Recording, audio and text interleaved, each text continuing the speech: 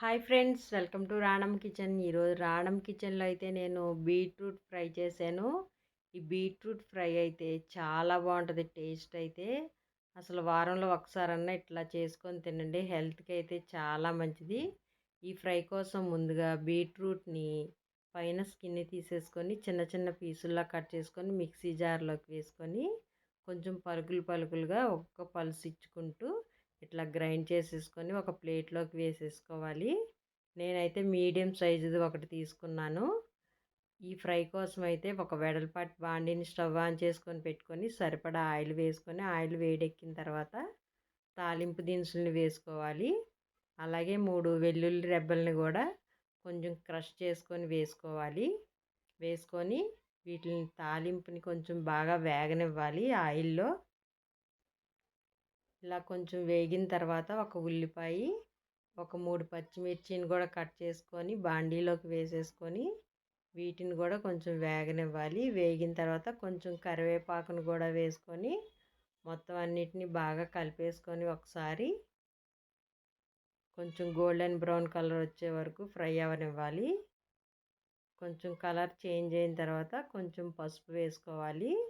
వేసుకొని మళ్ళీ ఒకసారి మొత్తం అంతా బాగా ఇట్లా కలిపేసుకోవాలి.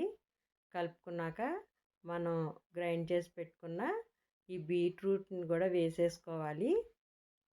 వేసేసుకొని ఇప్పుడు మొత్తం అంతా మళ్ళీ ఒకసారి ఆయిల్లో కలిసేలాగా బాగా కలుపుకోవాలి. మొత్తం అన్నీ కలిసేలాగా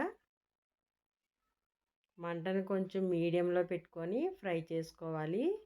మరి హైలో పెడితే మాడిపోద్ది. బీట్రూట్ చాలా ఫాస్ట్గా మాడిపోద్ది. అందుకని కొంచెం మంటను మీడియంలో పెట్టుకోవాలి. ఒక మిక్సీ జార్లోకి 1 స్పూన్ ధనియాలు, 1/2 టేబుల్ స్పూన్ జీలకర్ర, చిన్న కొబ్బరి ముక్కని చిన్న చిన్న పీసులుగా కట్ చేసుకొని వేసుకొని మెత్తగా గ్రైండ్ చేసేసుకోవాలి. ఇట్లా గ్రైండ్ చేసుకుంటే సరిపోతుంది. ఇప్పుడు ఈ పౌడర్ను కూడా పక్కన పెట్టుకొని ఇప్పుడు ఈ ఫ్రైలోకి సరిపడా ఉప్పు వేసుకోవాలి.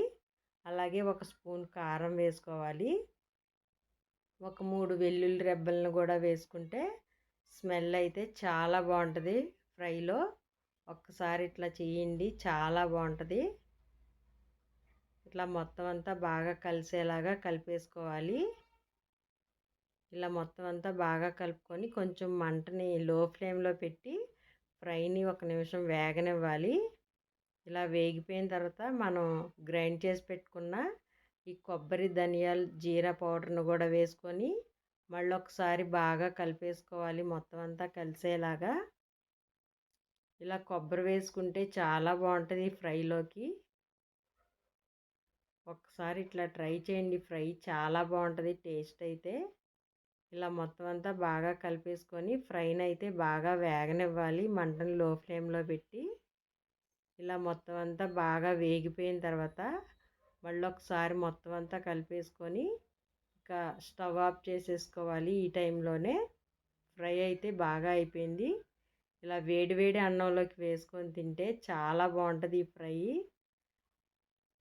తప్పకుండా ట్రై చేయండి. ఫ్రై అయితే చాలా బాగుంటుంది. హెల్త్కి కూడా చాలా మంచిది. షుగర్, బీపీ మొత్తం అన్నిటినీ కంట్రోల్ చేస్తుంది.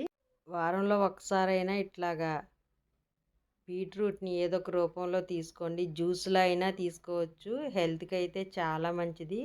అలాగే వీడియో నచ్చితే తప్పకుండా లైక్ చేయడం మర్చిపోకండి. కొత్త వాళ్ళు ఎవరన్నా ఛానల్ చూస్తే రాణం కిచెన్ సబ్స్క్రైబ్ చేసుకోండి. వీడియో నచ్చితే తప్పకుండా లైక్ చేయండి. Thank you.